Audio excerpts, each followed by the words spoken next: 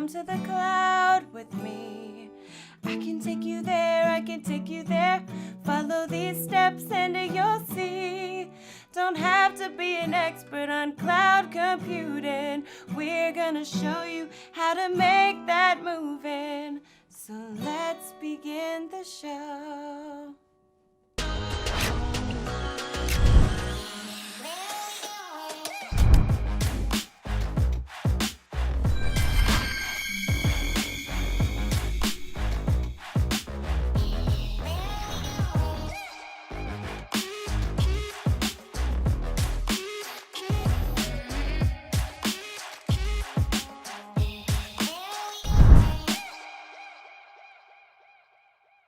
Hi, and thanks for joining us.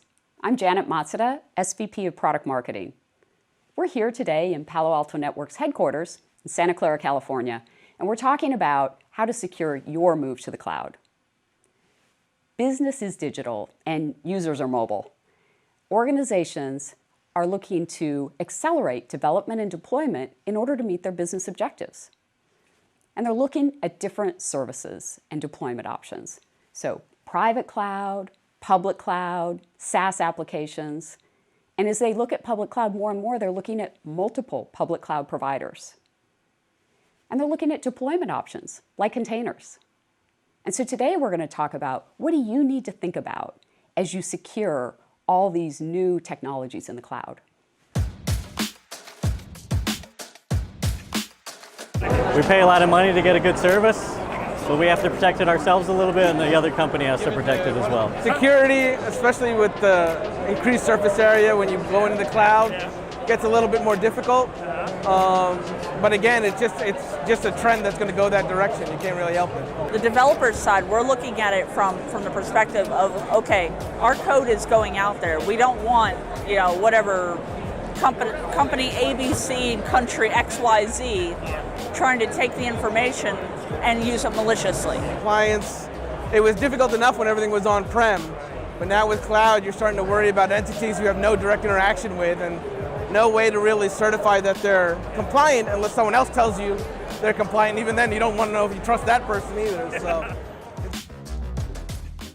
About 20 minutes ago, you were in control of your network, your apps, your data and data centers, and your endpoints. You knew where everything was and how to secure it. Now your users are mobile and your apps are no longer solely on premises. You're in or heading to the cloud. And suddenly your organization's deploying more workloads than you ever thought possible. The future of business is in the cloud, but being there introduces new risks, and any mistakes or vulnerabilities can be amplified and quickly exploited. To get your head around this new world, you'll need to answer a few questions. What's changing? What's staying the same? And can it all coexist without devolving into chaos? Also, are you able to monitor and secure it all? Perhaps most importantly, how do you control things that are no longer actually under your control while your CISO's hair is on fire? And how do you update your skills and stay on top of your game not only today, but 5 years from now? Let's join our panel and get some answers. With all these changes, security teams, processes, and technologies need to adapt. So let's talk about what changes are required as these workloads move to the cloud. I'm here with Nir Zook. He's our founder and CTO, and also Tim Prendergast. He's our Chief Cloud Officer, and prior to that, he was the founder and CEO of Evident before we acquired that company. And they've invited in Maya Kaczorowski, Product Manager of Container Security at Google. So let's start. What should we think about when we think about the security risks and benefits as people move to the cloud? I think that the main benefit from a security perspective of moving to the cloud is that you don't have to take care of physical security, you don't have to take care of OS security, and then if you use platform as a service services like Kubernetes and others, you don't have to take care of the security of those. The cloud provider will manage them for you. Mm-hmm. I think that the biggest risk in terms of security when you move to the cloud comes from the complete loss of control. As you move to the cloud, you don't have a firewall in front of everything. And you can't just go to your people, your employees, and say, if you don't do X, Y, or Z, I'm going to shut off your access and do exactly what I say. You have to switch to a different mode where you negotiate more with app developers, with DevOps teams, and so on. And that creates some risk, this complete lack of control. Yeah, I would agree with Nir. I think a lot of the risk that you inherit with cloud is not necessarily net new risk on the landscape, but it's a new kind of risk for most organizations. Things where a lot more programmatic interaction with infrastructure is happening, and you have to make sure that the machines are as well behaved as some of the humans are. And you have to double down on making sure that your humans are doing all the things you would expect them to do so that they can get their job done but meet the security and compliance needs of the organization. And Maya, what's your perspective? I mean, you're at a cloud provider. Yeah, I think what Nir was saying about the kind of the shared responsibility model, right? If I move from having my own hardware, my own bare metal that I have to manage to then going to the cloud, the cloud provider takes care of a lot of the lower levels, like the hardware, the OS, boot, loader, all that kind of stuff up the stack, up into different levels for an IaaS, PaaS, or SaaS application. I agree the risks aren't really different, but you also have a huge benefit, which is you had a security team that was doing a lot of grunt work that they didn't need to do before.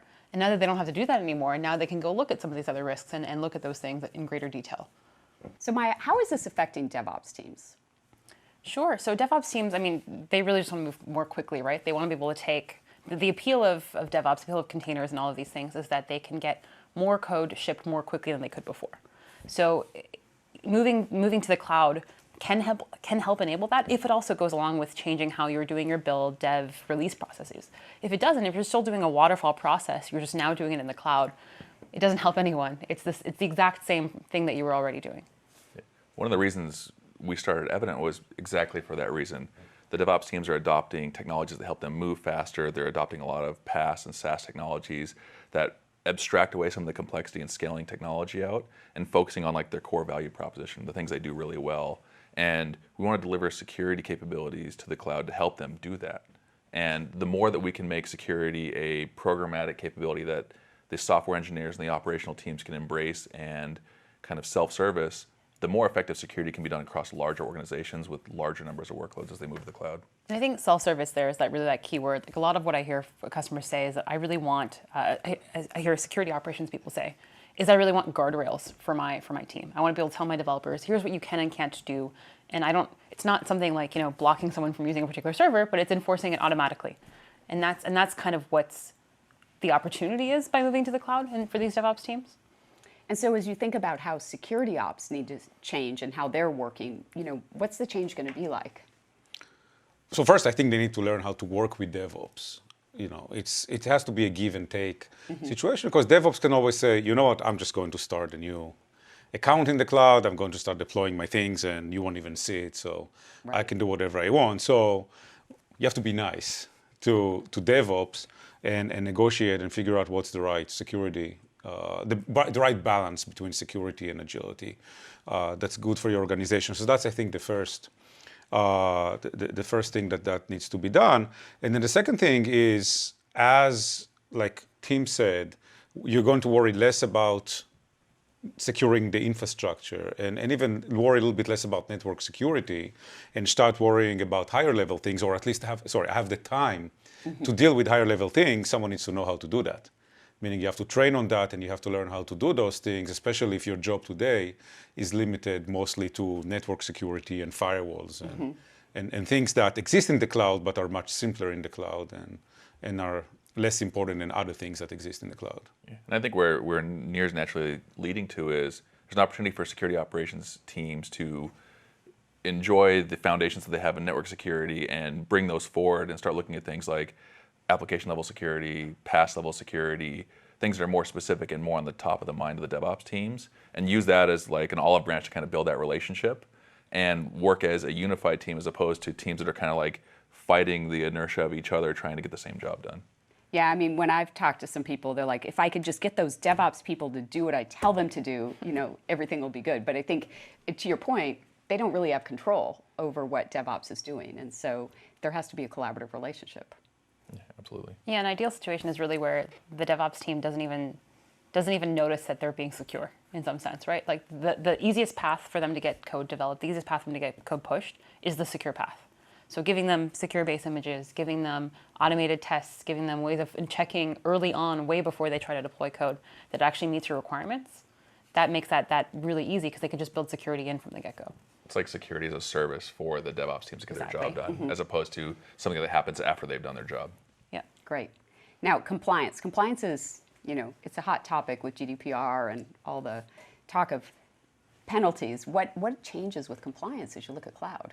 Yeah, I think compliance is an ever-evolving topic, right? So there's no, I've done compliance, I'm done. It's a continuing, ongoing obligation that organizations have around the world, and they're going to change over time. So you have to have a good strategy in place for not only how you achieve the compliance standards that you want to demonstrate competency in, but also how you plan to maintain those over time, as well as evolve the efficiency of your compliance operations as new compliance standards evolve and appear on the landscape.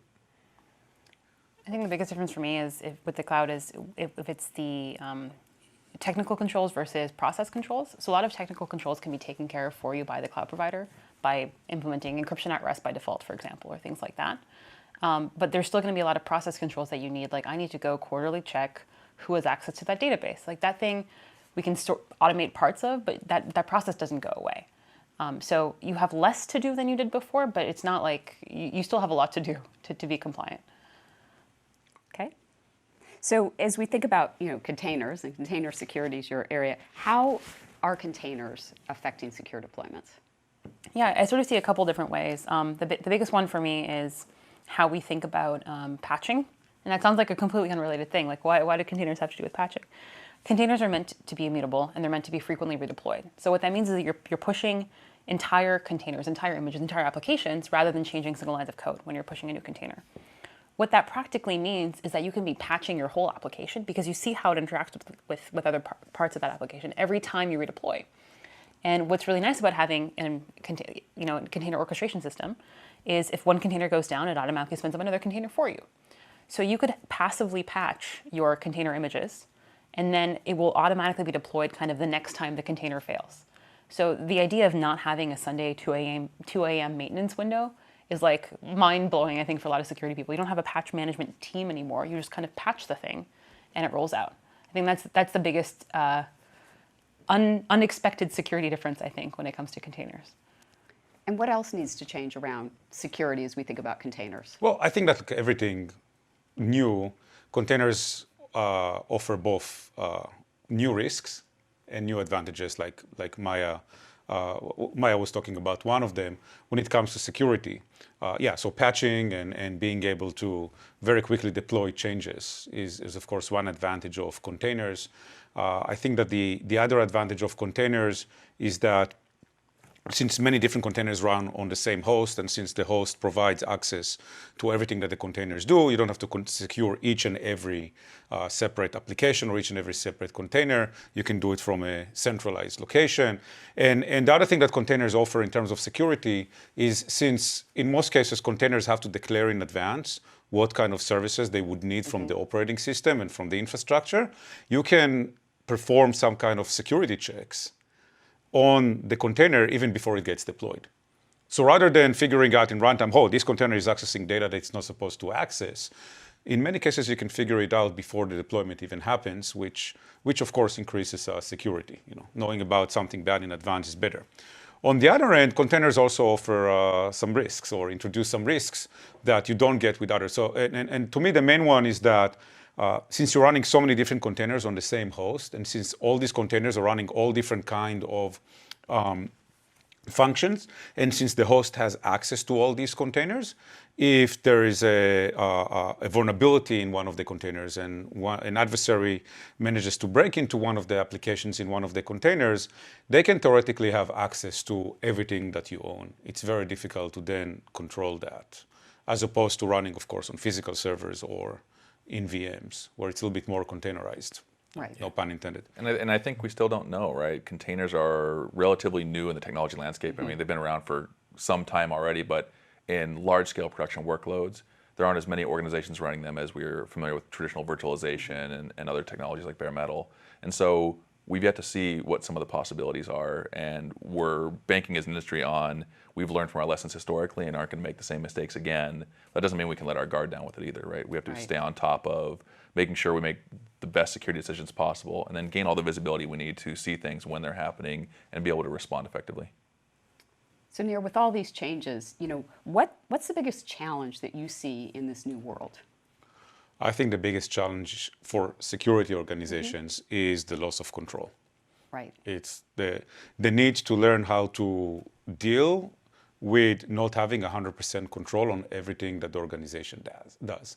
That's very different than what happens today in the on-premise or in the data center world, where you do have control over everything that happens. And learning how to deal with that change, I think, is the biggest challenge that security organizations will face.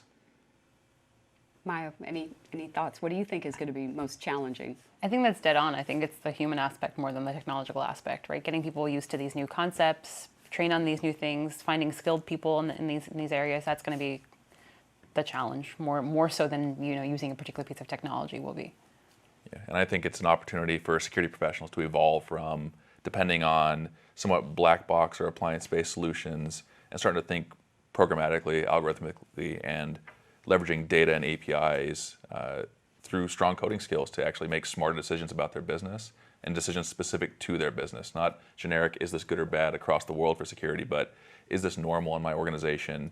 And is it good or bad in the context of what it's doing with our data, our infrastructure, and our systems? Yeah, because I agree. I think realistically, what we've seen happening in the on-premise world, where over time security organizations have accumulated dozens, if not more than 100 different security solutions to solve different challenges in different areas, that's not going to happen in the cloud.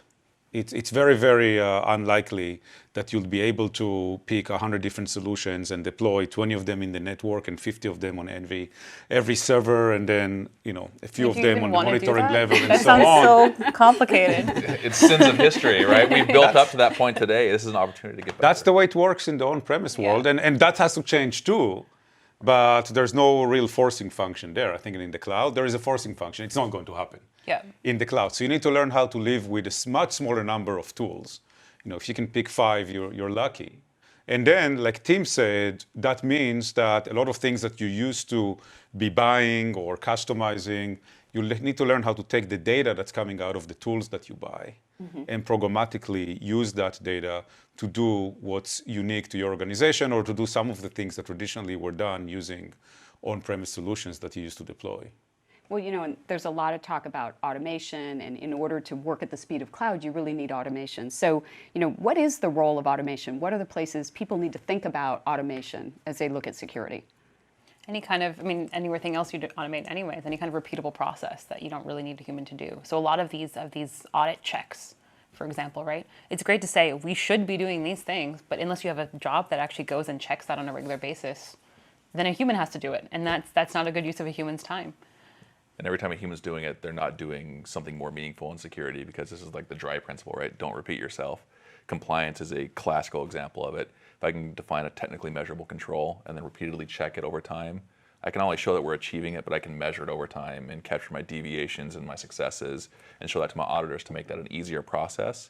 And if I do that, then my team spends less time with auditors. They spend more time on net new security projects, getting smarter about our organization and the way we do business. And it's a huge win for the company. And even for the person, who wants to do a bunch of repetitive tasks over and over, compliance reporting and checklists and things like that, right? I'd even say it's better to have something that's 80% right or even 50% right that you've automated than to have a human do the 100% right thing. Yep. Because you can always have the human do the rest of it, do the diff, and that's fine. I think you can't not automate your security in the cloud because things change so rapidly in the cloud.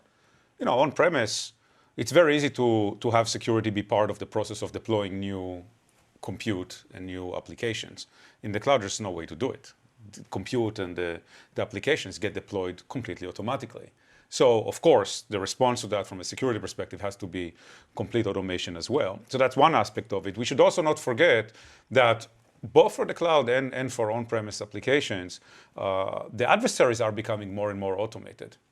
And they're certainly using automation, and they're starting to use more and more machine learning / AI. And that certainly requires automation on our side. We're not going to fight machines with people. It's just not going to happen. So automation is key in general in cybersecurity and certainly in the public cloud, where things change very, very rapidly. Great. And so what do networking and security people need to do to be able to be prepared for this automation and this new reality? Learn new skills. Like? Like machine learning and AI. You know, if you're not going to learn machine learning and AI, if you're not going to know how to use machine learning and AI and maybe even create your own machine learning and AI models a few years from now, I'm not sure what your job is going to be. And there are probably many other things that you should be learning, like scripting and in order to automate things. And I'm sure my colleagues here have other ideas of their own. Yeah, big data skills. Like, it's becoming a data problem the more that we evolve into this infrastructure, and there's more and more data every day, and there's more and more applications and services. And in order for us to make sense out of that, we can't keep stamping out new college graduates and new security professionals. We have to really equip the ones that we have to be successful. Yeah, I'd say anything that, I mean, it sounds a little bit like programming. Like I know a lot of security engineers who were very reactive to events and do incident investigation and response type stuff, but can't necessarily code up the solution themselves. I think we need to start thinking about security engineers a little bit how we think about SRE, which is, it's more than just going in and responding to the incident right away. It's also helping to fix it so it doesn't happen again. And how does this affect how teams interact? I mean, we're always talking about, oh, networking and security teams need to work closely together. But with this DevOps, network security, what do they need to do? I think a lot of people take issue with the word DevSecOps, which is kind of the concept of merging the functions together into kind of one team that operates together. I think no matter what you call it, the need to collaborate and effectively work across the different functions to deliver a complete polished product where security is a feature, reliability is a feature, quality is a feature. Those are things that have to be achieved for people to be successful nowadays. And you can't build great scalable products without it. I think for security, you need to make yourself a resource to the rest of the org rather than a blocker. So how can I help you better use containers faster? How can I help you using this new technology rather than you must do these 100 things on my list and follow the old model and way of doing things? I think for developers, like, please go tell your security people that you're using Kubernetes. Like, they will be happy to know, and your networking people that you're using Kubernetes, they will also want to know that. It sounds really silly, but I have a lot of conversations where somebody tells me, oh, I'm using Kubernetes because somebody else somewhere else in the org decided, and now I have to secure it. Or like, now I have to figure out how this works, and like, I don't want to. It's like, if you told them from the get-go and kind of bought them in, I think they'd be much more excited. And by the way, if you don't know what Kubernetes is, you need to go and learn what Kubernetes is. That's another good one. Because you need to have a meaningful discussion with DevOps, right? About what is it that we're trying to secure. Right, you need to understand their world and what changes they're going through and what they're learning so you can stay up. Correct, yeah. In the physical world, you know, you're protecting hosts and you're protecting servers and you're protecting applications. And I'm sure that everyone that's watching this now has installed a server in their life and installed a machine in their life and the desktop, and they installed applications. You know, have you ever installed Kubernetes? Have you ever wrote something, a container into Kubernetes? Have you ever used Hadoop and Kafka and other technologies like that your organization expects you to secure? If the answer is no, then how are you going to do your job?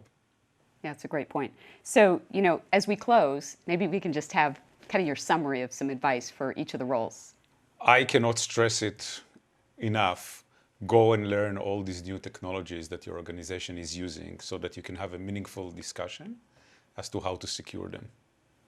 I think as you think about the problems you face, try to work smarter and not harder. And that's going to naturally lend itself to things like automation and learning to gain efficiencies at the things you have to do on a day-to-day basis. And then, you know, I think coding and big data skills are a must as we go forward in the future. I agree 100%, but I'll add the human aspect, right? Go actually have a conversation with the person who's working on that thing that you need to secure, because that will help you figure out what their requirements are, help you figure out what restrictions they have, all that kind of stuff. And I think for anybody that wants to lead in these organizations, the more that you're doing what you suggested, which is working cross-functionally, you know, helping to pull the silos together, that shows you as a leader, right, in the organization. Thanks a lot. I really appreciate your time. I'm sure that the audience has gotten a lot of value hearing your comments around this topic of moving to the cloud. Thank you. Thank you. Well, DevOps security, when I think about that, it's more like standardization, make sure that you're building the security into the product that you're developing. And so when you release a product that you're innately secure, and then you're doing minor updates as you go along. Well, containers are nice because it's isolated, right? Sandbox, and you can destroy it and build it again very easily with updates or whatever you have in the container.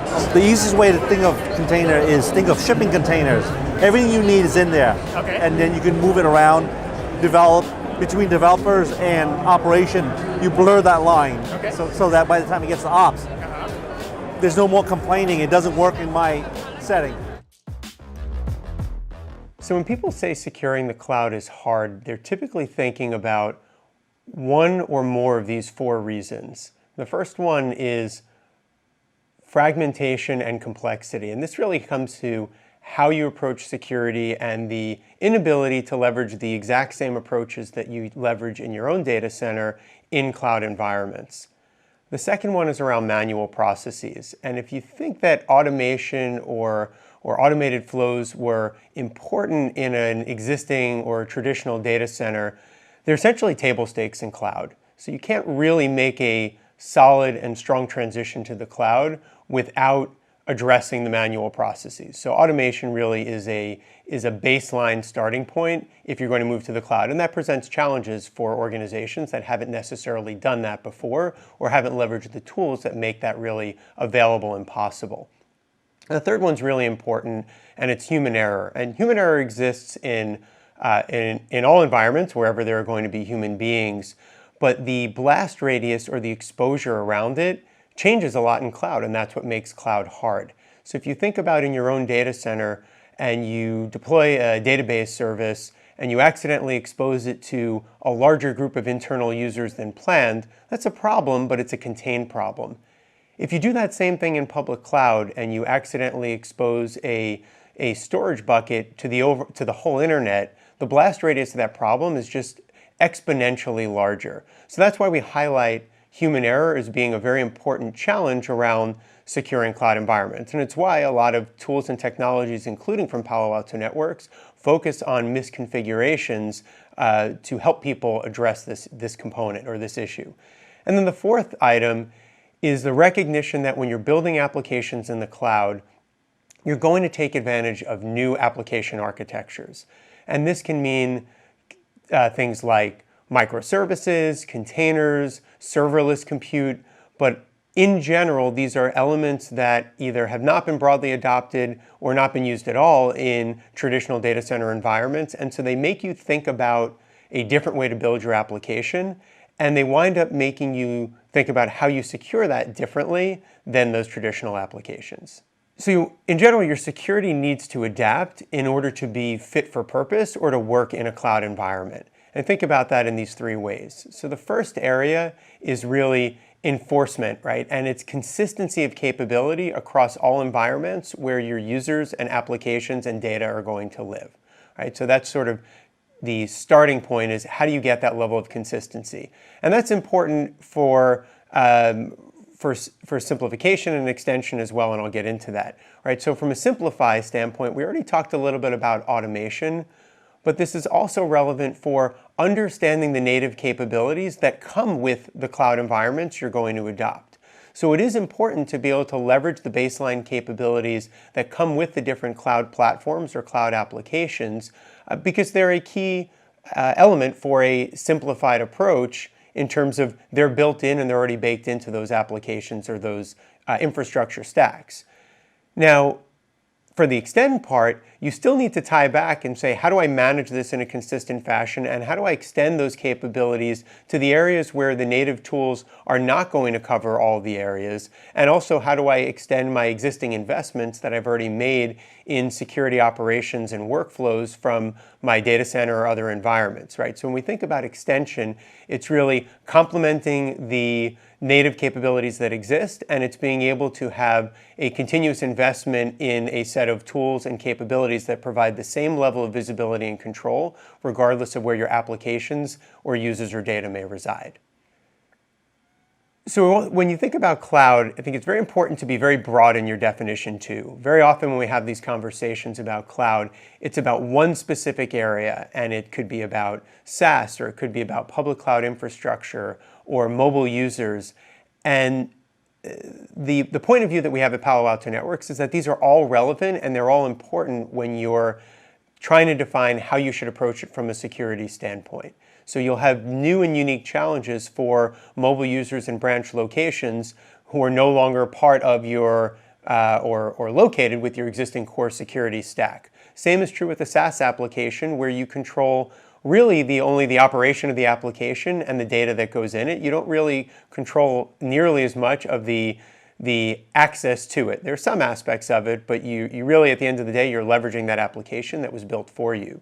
And then there's cloud infrastructure, where both public and private cloud, where you're going to be building out your own application stacks, but very likely you're going to be leveraging components from the service providers and the cloud providers, like platform as a service components, to round out how you build and deliver those services. So each one of those presents new and unique challenges around how you would secure that environment.